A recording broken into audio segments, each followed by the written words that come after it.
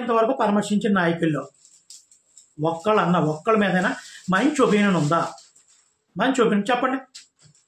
పరామర్శించడానికి వెళ్ళినప్పుడు పేదలను లేదా ప్రభుత్వం అక్రంగా ఇబ్బందులు పెట్టిన వాళ్ళు లేదా అన్యాయం చేసిన వాళ్ళు కొంతమంది దుండగులు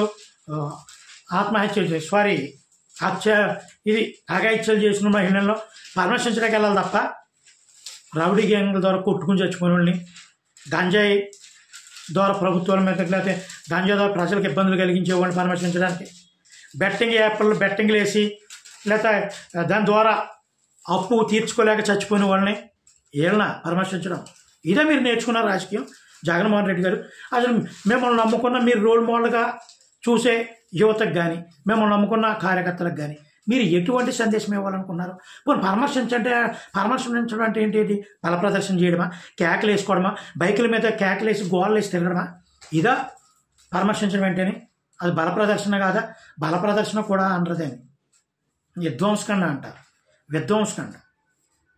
ఒకసారి మీరు మారాలి, మీ మైండ్ సెట్ మారాలి.